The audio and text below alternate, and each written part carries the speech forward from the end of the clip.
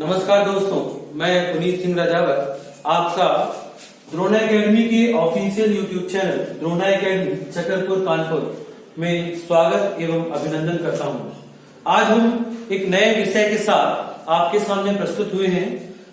तो हिंदी भाषा में सबसे पहले बात करें तो व्याकरण के अंतर्गत कि व्याकरण क्या होती है, किसी भी भाषा में व्याकरण का क्या महत्व होता है। तो व्याकरण जो होती है वो भाषा का शुद्ध एवं सर्वमान्य रूप, जिसके अंतर्गत हम बोलना, पढ़ना, लिखना, समझना ये सीखते हैं, वो व्याकरण होती है, उसे हम व्याकरण कहते हैं। व्याकरण वही विधा है जो हमें लिखना, पढ़ना, बोलना और समझना सिखाती है। तो अब व्याकरण में हम बात करें कि व्याकरण किसी भी भाषा में कितने प्रकार से हम उसका अध्ययन करते हैं।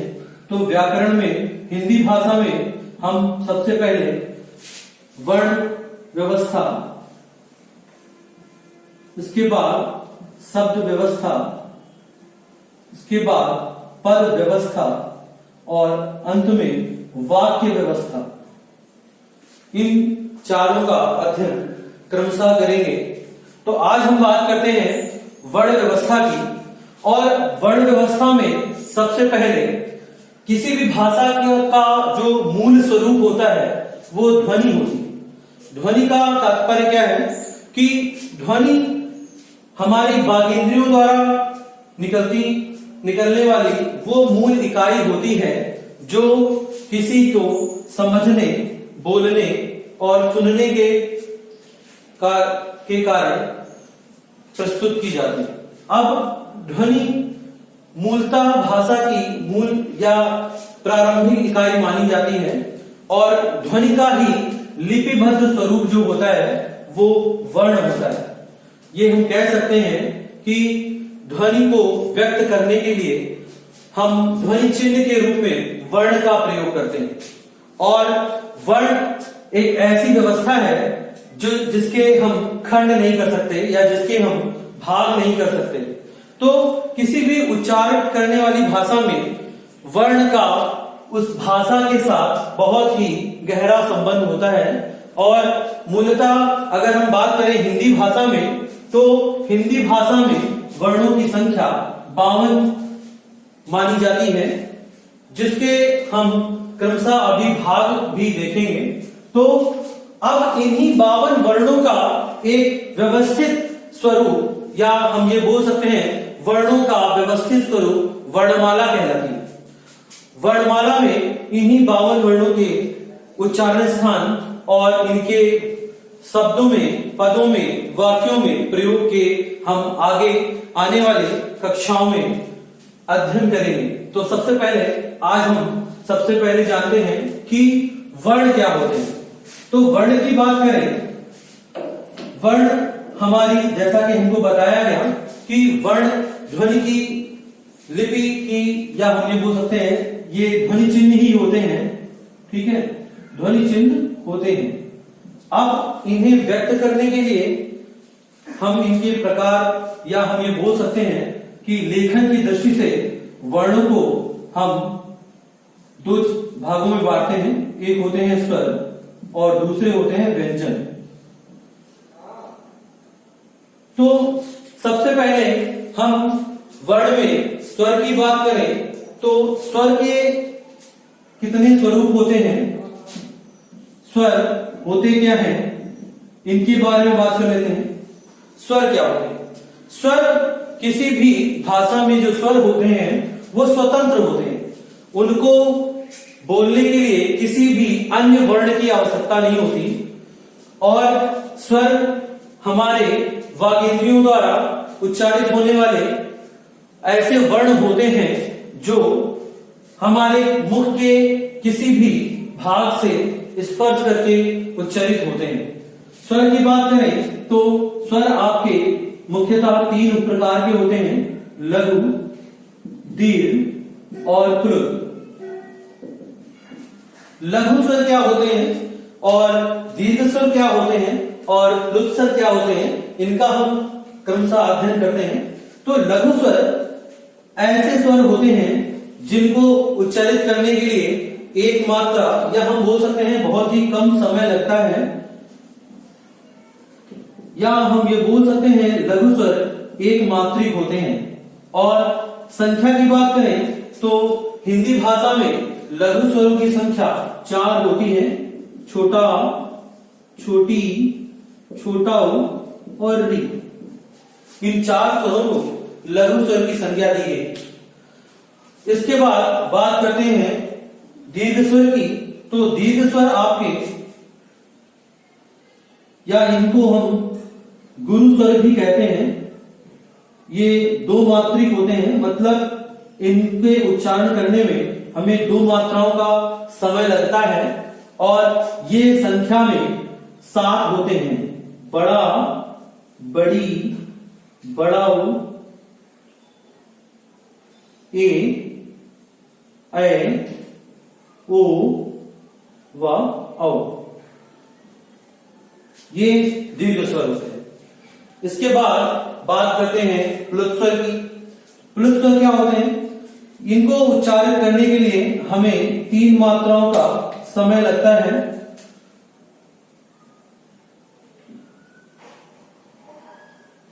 प्लुत स्वर, और प्लुत स्वरों का सामान्यतः हिंदी भाषा में प्रयोग ना होकर के हम प्राचीन वेद ग्रंथों में, या ये बोल सकते हैं संस्कृत भाषी ग्रंथों में प्लुत स्वर का उपयोग अधिकांशतः मिलता है।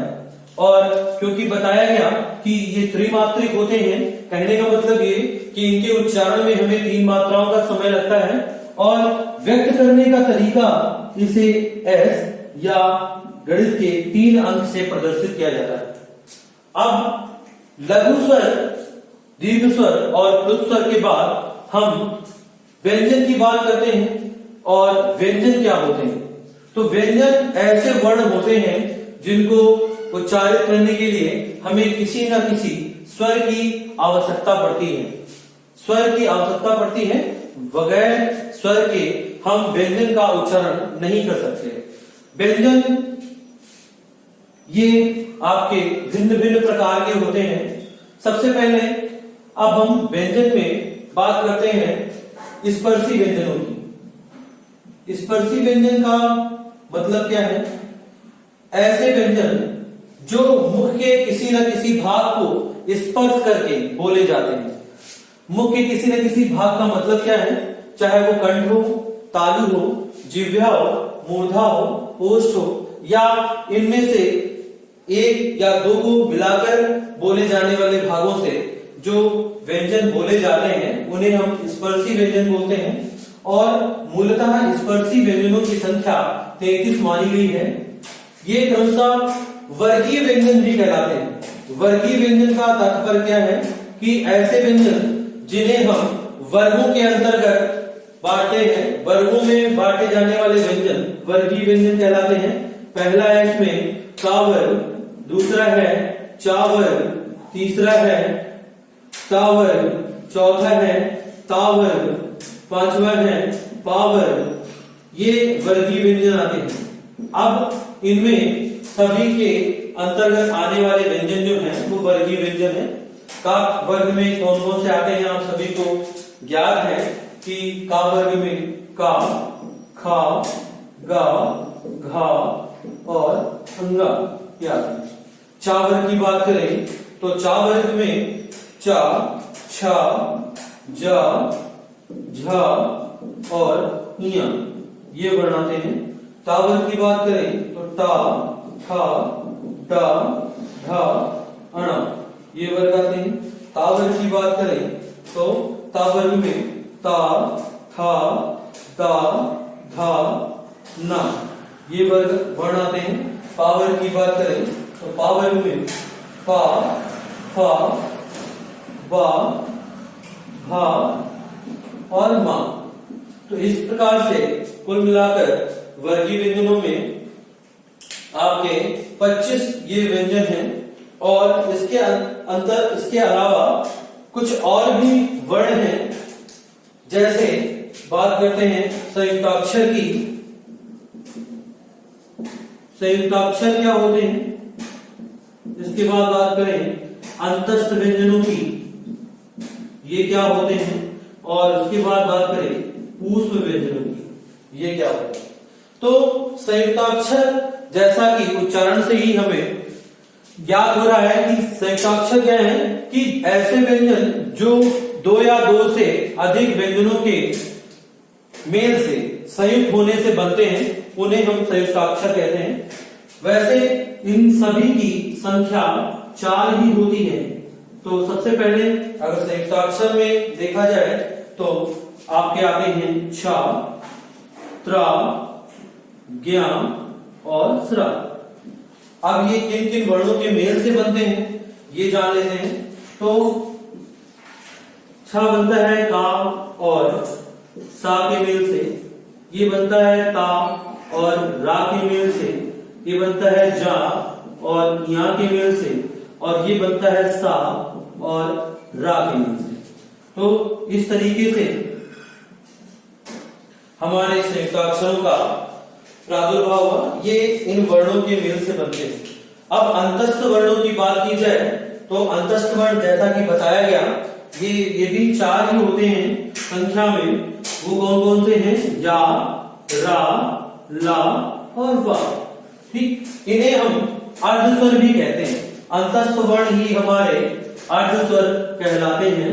और जैसा कि हम आंग्ल भाषा में भी देखें तो आपके जो 5 स्वर हैं ए ई आई ओ यू, इसके अतिरिक्त जो हमारा वाई जो होता है जिसको हम या और जो वा वी जो होता है उसको वा, इनके द्वारा प्रदर्शित करते हैं। तो वैसे ही हिंदी भाषा में आपके 4 जो अंतस्थ वर्ण हैं ये अर्धस्वर के अंतर्गत आते हैं।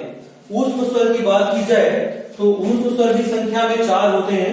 वे कौन कौन से होते हैं ये जान लेते हैं। तो श, श, श और ह, ये 4 वर्ण आपके ऊष्म वर्णों के अंतर्गत आते हैं। अब इस प्रकार से 25, 4, 29, 4, 33 और संयुक्ताक्षर अलग हैं। तो ये आपके स्पर्शी व्यंजन हैं। स्पर्शी व्यंजनों के अतिरिक्त अभी अन्य व्यंजन भी हैं जिनको हम पढ़ेंगे। तो ये वर्णमाला में इस प्रकार से व्यंजन, अब संयुक्ताक्षर क्या है, अंतस्थ क्या है, ऊष्म क्या है, इनको हम कैसे वर्णमाला में इन्हीं के अंतर्गत रखते हैं। तो इनको हम उच्चारण के आधार पर, उच्चारण स्थान के आधार पर अलग अलग वर्गों में, अलग अलग वर्णों में हम रखते हैं और इस प्रकार से हमारी वर्णमाला का ये स्वरूप होता है। अब बात की जाए अंतस्थ वर्ण, जैसा कि ये बोला गया कि इन्हीं को हम संघर्षी, ऊष्म जो होते हैं यही संघर्षी व्यंजन भी कराते हैं। तो संघर्षी का मतलब क्या है कि जो हमारे वायु के संघर्ष से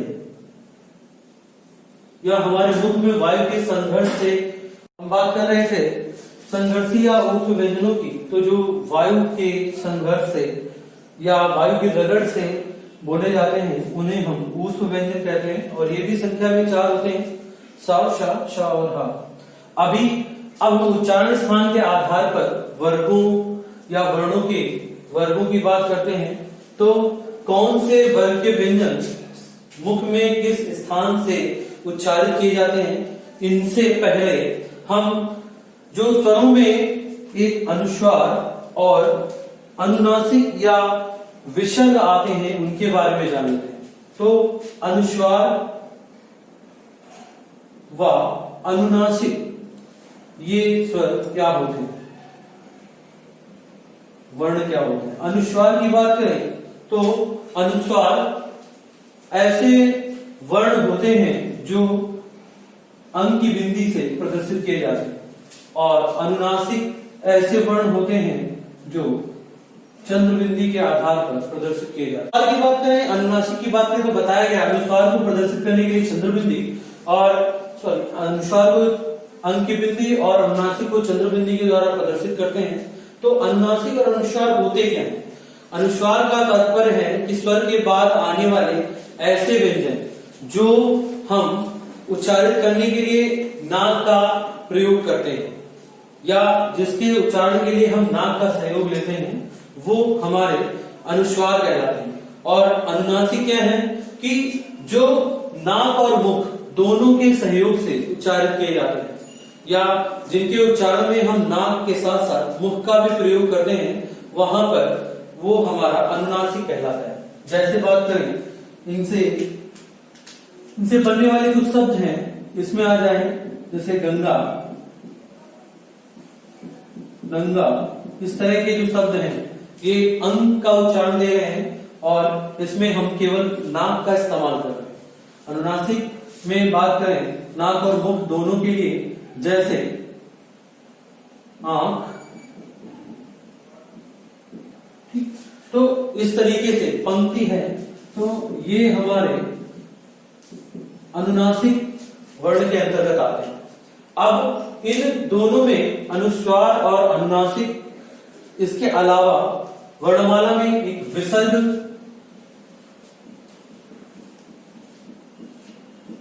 भी प्रयोग किया जाता है।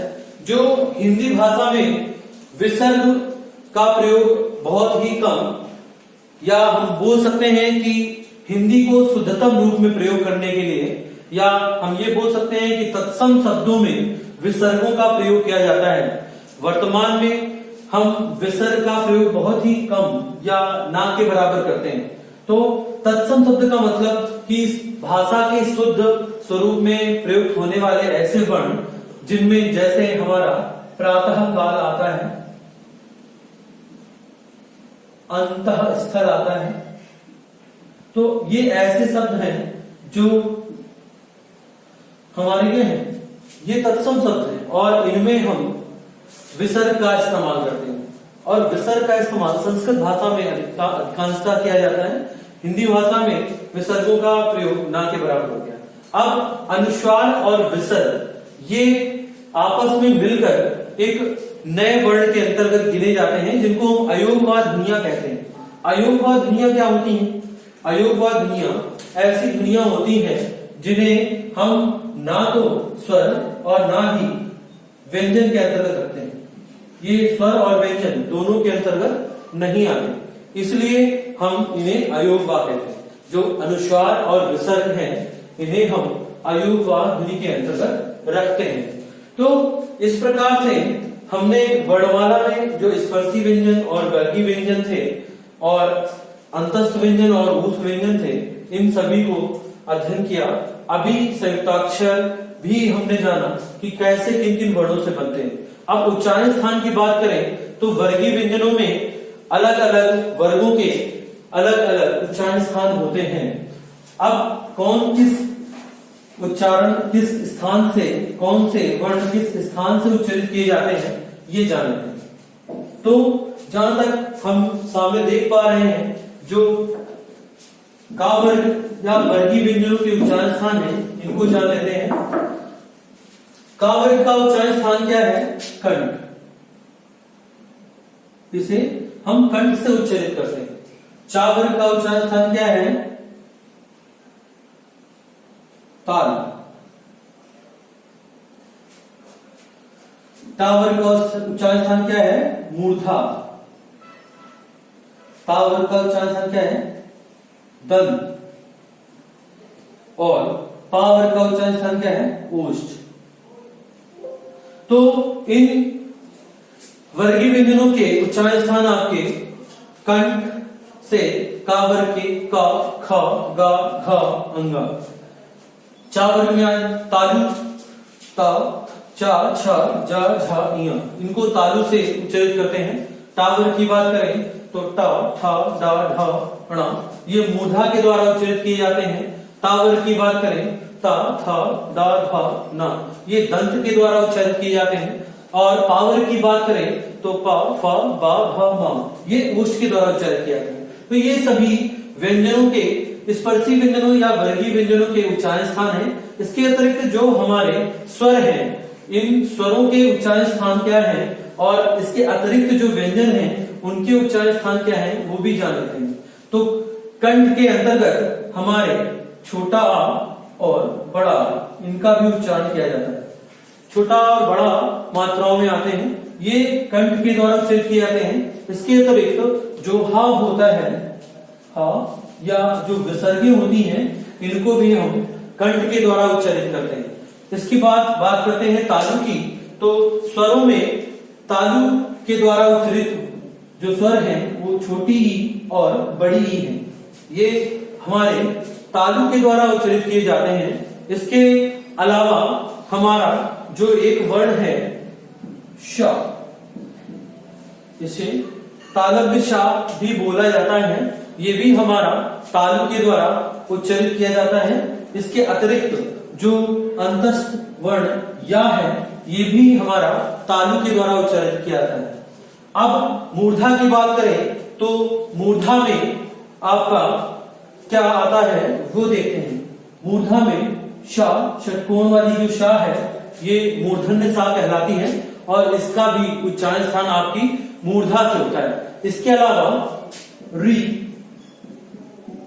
और ये र, ये हमारा मूर्धा के द्वारा उच्चारित किए जाते हैं। तो मात्राओं में री जो है और व्यंजनों में शा, षटकोण वाली सा और रा, इनका उच्चारण स्थान क्या होता है? मूर्धा होता है। अब बात करें दंत की तो दंत से आपका शा, एक दंती सा जिसको बोलते हैं सा और ला, इनका उच्चारण स्थान होता है। ये हमारा दंत के द्वारा उच्चारित किए जाने वाले अन्य वर्ण हैं या इनको हम अन्य व्यंजन कह सकते हैं। इसके अलावा दंत से कोई भी स्वर उच्चारित नहीं होते। इसके अलावा बात करते हैं ओष्ठ की। तो ओष्ठ में भी हमारा छोटा ऊ और बड़ा ऊ, ये दो स्वर हैं जो ओष्ठ के द्वारा उच्चारित किए जाते हैं। ठीक, इसके बाद अभी कुछ ऐसे भी स्वर हैं जिनको हमने बताया था कि कुछ ऐसे स्पर्शी व्यंजन और स्वर भी होंगे जिनको हम दो या दो से अधिक स्थानों का प्रयोग करके उच्चारित करेंगे। तो उनमें हमारा ए और ए, जो ए और ए है, ये दो स्वर हैं जिनको हम कंठ और तालु, जिनको हम कंठ व तालु के सहयोग से उच्चारित करते हैं। ठीक है, इसके बाद ओ और औ, इनको हम कंठ और ओष्ठ, ओ और औ, इनको हम कंठ और ओष्ठ, इनके सहयोग से उच्चारित करते हैं। इसके अलावा बात की जाए जो वा और फा है, वा और फा, ये वर्ण हमारे दंत और ओष्ठ, इनके द्वारा उच्चारित किए जाते हैं। ये दंत और ओष्ठ के सहयोग से उच्चारित किए जाते हैं। तो ये कुछ ऐसे वर्ण हैं जो हमारे दो स्थानों का प्रयोग करके उच्चारित किए जाते हैं। अभी बात करें जितने भी हमारे वर्गीय व्यंजन के अंतिम अक्षर हैं, वर्गीय व्यंजन के अंतिम अक्षरों का बात करने का मतलब क्या है कि जो हमारे पंचम अक्षर हैं ये, ठीक है, तो अंगा, इया, अणा, ना और मा, ये दो स्थानों के या दो से अधिक स्थानों के प्रयोग से उच्चारित किए जाते हैं। ठीक है, जैसे हमारा जो अंग है ये कंठ और नासिका दोनों के सहयोग से उच्चारित किया जाता है। ठीक है, जो अंग है वो कंठ और नासिका दोनों के सहयोग से उच्चारित किया जाता है। तो इसी प्रकार से इया जो है वो तालु और नासिका, तो जितने भी पंचमाक्षर हैं इनका जो द्वितीय उच्चारण स्थान है वो नासिका भी होता है। नासिका के साथ साथ ये कंठ, तालु, मूर्धा, दंत और ओष्ठ, इनके सहयोग से उच्चारित किए जाते हैं। तो हमारे वर्गीय व्यंजनों के जो पंचम अक्षर हैं अंगा, इया, अणा, ना और मा, ये हमारे जितने भी उच्चारण स्थान हैं उनके साथ साथ नासिका के सहयोग से उच्चारित किए जाते हैं। तो इस प्रकार से अब हम बात करें ये उच्चारण स्थान में कि सभी व्यंजन, सभी स्वरों के उच्चारण स्थान किस प्रकार से, कहां से हम इन स्वरों और जो व्यंजन है इनको उच्चारित करते हैं, ये उनके उच्चारण स्थान है। अब हम आगे बढ़ेंगे कि किस प्रकार से हम व्यंजनों को अघोष, सघोष, अल्प प्राण, महाप्राण और स्वर्गीय जो वर्णीय जो व्यंजन है उनके कहां से और किन किन हम उनको ग्रुप या हम बोल सकते हैं समूह में बांट सकते हैं, ये हम आगे बढ़ते। अब हम बात करते हैं कि उच्चारण के स्थान पर आधार पर व्यंजन जो होते हैं वो दो प्रकार के होते हैं। कैसे? एक होते हैं अल्पप्राण और दूसरे होते हैं महाप्राण। अल्पप्राण और महाप्राण। अल्पप्राण व्यंजन क्या होते हैं कि ऐसे व्यंजन कि जिनको उच्चारित करने में जो हमारी श्वास है वो कम मात्रा में निकले, अल्प मात्रा में निकले, वो अल्पप्राण व्यंजन कहलाते हैं। और इनके उच्चारण करते समय हमें हा, जो हा की ध्वनि है वो न सुनाई दे, वो हमारे अल्पप्राण व्यंजन कहलाते हैं। अब कौन कौन से व्यंजन आपके अल्पप्राण व्यंजन होते हैं? तो प्रत्येक वर्ग का जो प्रत्येक वर्ग है उसका पहला, तीसरा और पांचवा वर्ण, पहला, तीसरा और पांचवा वर्ण का मतलब जैसे हमने का वर्ग की बात की थी तो का में का, ग, अंग, ये पहला, तीसरा और पांचवा वर्ण। वैसे ही चा वर्ग की बात करें अगर तो चा, ज और इय, ये पहला, तीसरा और पांचवा वर्ण।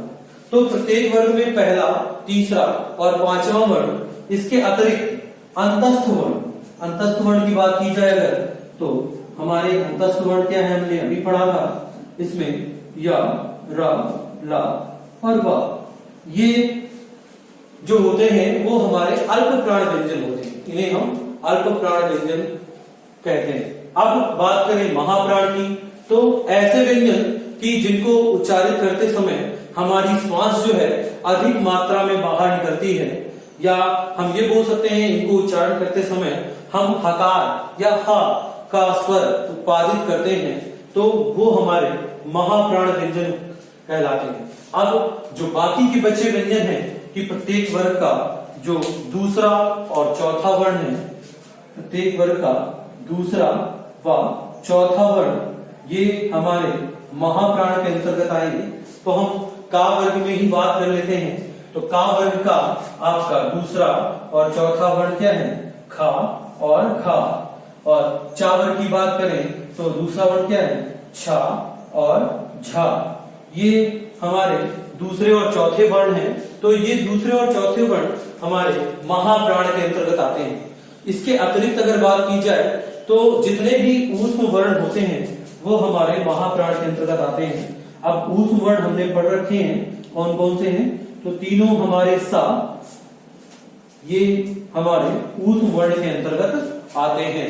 अब हा की जो हकार या हा जो है वो हमारा महाप्राण में आता है कि नहीं आता, इसके लिए आप हमें कमेंट करके बताएं या आएगा या नहीं आएगा, ये आपके लिए प्रश्न है। इसके बाद बात करते हैं कि जो हमारे अल्पप्राण और महाप्राण ये उच्चारण के आधार पर व्यंजनों का विभाजन हुआ। अब स्वर तंत्रियों के आधार पर हम व्यंजनों को किस प्रकार से विभक्त करते हैं, आइए जानते हैं। तो स्वर तंत्रियों में कंपन के आधार पर वर्ण कितने प्रकार के होते हैं ये भी जानते हैं। स्वर तंत्रियों के कंपन के आधार पर वर्ण दो प्रकार के होते हैं। कौन कौन से?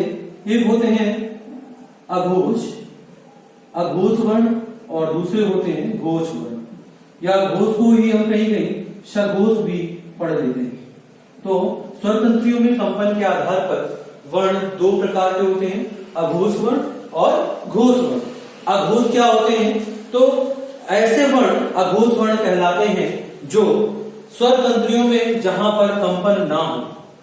जब हमारी स्वर तंत्रियों में कंपन नहीं होता है तो उनसे उच्चरित जो वर्ण होते हैं वो अघोष वर्ण कहलाते हैं। तो कौन कौन से वर्ण आपके अघोष वर्ण होते हैं इसकी बात करते हैं। तो किसी भी वर्ग का, जो हमने वर्गीय व्यंजन पढ़े, तो उस वर्ग में वर्ग का पहला और दूसरा व्यंजन ये हमारे अघोष व्यंजन कहलाते हैं। पहला और दूसरा व्यंजन। अब कोई भी वर्ग हम मान लेते हैं, जैसे पा वर्ग है तो पा वर्ग में आपका पा और फ, ठीक है।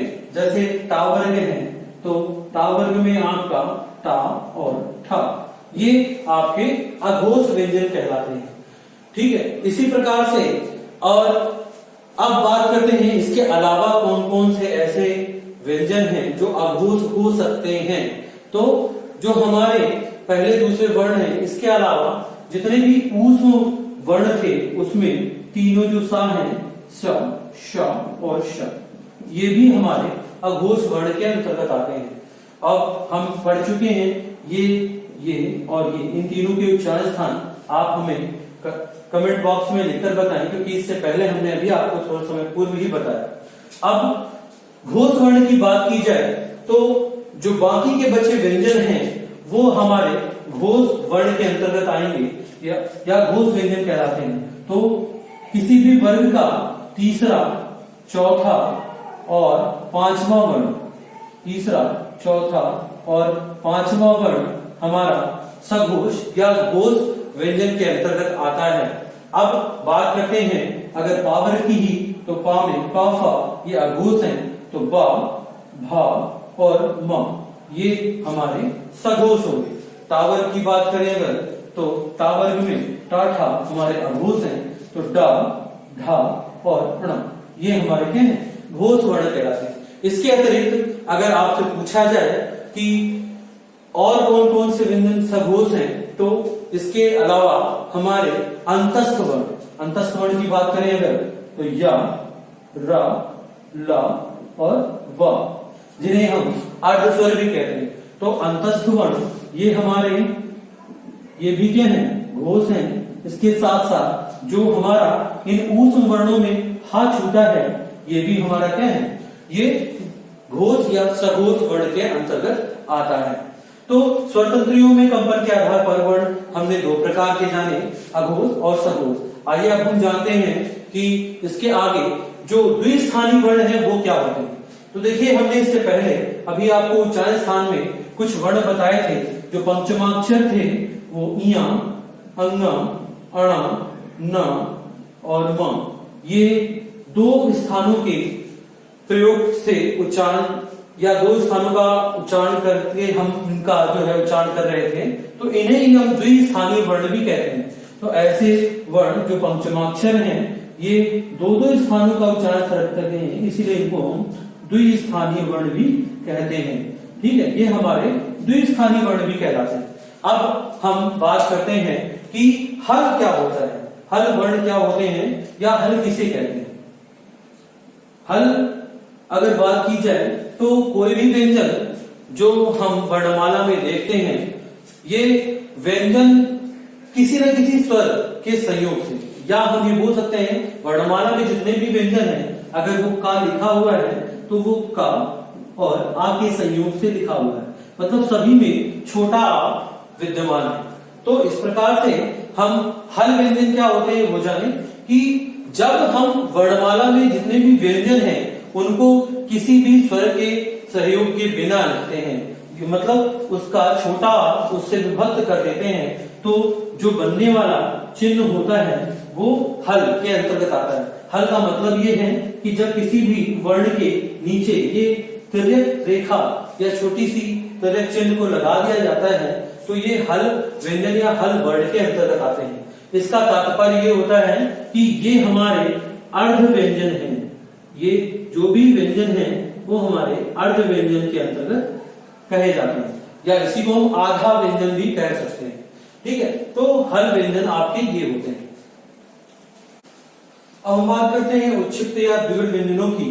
तो हमारे कुछ ऐसे दो वर्ण होते हैं जो उच्छिष्ट या द्विगुण व्यंजन कहलाते हैं, ये डा और ढ।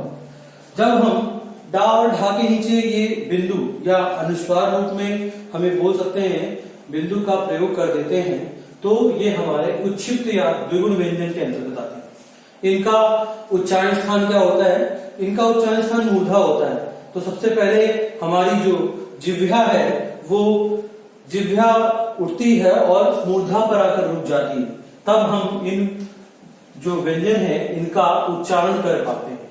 अब इनमें उच्चारण करते समय रा की ध्वनि भी उच्चारित होती है।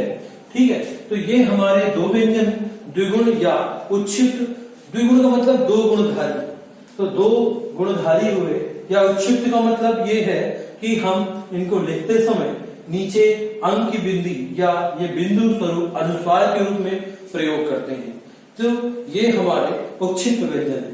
अब बात करते हैं कि हमारे पंचमाक्षर व अनुस्वार, इनका प्रयोग हम किस प्रकार से करते हैं। तो देखिए, पंचमाक्षर और अनुस्वार का प्रयोग किस प्रकार से किया जाता है, इसको देखते हैं। तो जब भी हम कोई भी वर्ण या अक्षर जब लिखते हैं, तो उसका जो अंतिम वर्ण होता है उसके आधार पर हमारा पंचमाक्षर प्रयोग किया जाता है, और वैसे हम सामान्यतः उसे अनुस्वार के रूप में दर्शाते हैं। जैसे मान लेते हैं कि हमने कोई शब्द लिखा अंक, अब यहाँ पर जो इसका अंतिम वर्ण है वो का प्रथम वर्ग का है, और हम सभी जानते हैं कि का वर्ग का जो पंचमाक्षर है वो इस प्रकार से अंगा होता है। तो हम अगर इस अंक को इस प्रकार से लिखें तो भी हमारा ये सही माना जाता है। तो ये तत्सम शब्दों में या हम शुद्ध शब्दों में बात करें तो अंक हमारे इस प्रकार से लेखन की दृष्टि से ज्यादा शुद्ध माना जाता है, लेकिन हम वर्तमान में अनुस्वार का प्रयोग करके इस प्रकार के वर्णों को आसानी से या जल्दी लिखते हैं। जैसे हमारा खंड है, खंड, तो यहाँ पर डा वर्ण जो है इसको हम इस प्रकार से लिख सकते हैं, खंड। ठीक है, जैसे आपका दंभ है, ठीक है, दंभ, तो हमारा ये वर्ण इस प्रकार से लिखा भी जा सकता है। तो यहाँ पर हम देख रहे हैं कि जब भी कोई भी हम शब्द लिख रहे हैं उसका जो अंतिम वर्ण है उसके आधार पर हम उसके पंचमाक्षर का प्रयोग कर रहे हैं। तो इसी प्रकार से खंड, दंभ और जो अंक हैं ये सब पंचमाक्षरों का प्रयोग करके शुद्धतम रूप में इस प्रकार से लिखे जाते हैं। तो आज हमने वर्णमाला में वर्ण, स्वर, व्यंजन, उनके उच्चारण स्थान और कुछ विशेष वर्ण और वर्गीय व्यंजनों के बारे में पढ़ा, उनके उच्चारण स्थानों के बारे में जाना। तो आपको ये कक्षा या जो पढ़ाया हुआ लेक्चर है ये कैसा लगा, आप हमें कमेंट बॉक्स पे जरूर बताएं, और इसके आगे जो भी वर्णमाला में बचे हुए तो कुछ अंश हैं उनको हम अगली कक्षा में बताएंगे। जैसे उनमें आपका अंताप है, व्यंजनों का योग है और बलाघात क्या होता है, इन सब की चर्चा करेंगे। तो आज के लिए मित्रों हमारा ये लेक्चर यहीं पर समाप्त होता है। अगर आपको ये पसंद आए तो आप इसे लाइक करें और ज्यादा से ज्यादा शेयर करें, और अगर आपको इनका लिखित जो अंक चाहिए तो वो आप हमें इन नंबरों पर, दिए गए नंबरों पर आप उस पे प्लीज ज्वाइन करके हमें भेज सकते हैं। हम ये इनका लिखित जो प्रारूप है वो अपने कोचिंग के ग्रुप पर शेयर करते हैं। तो धन्यवाद।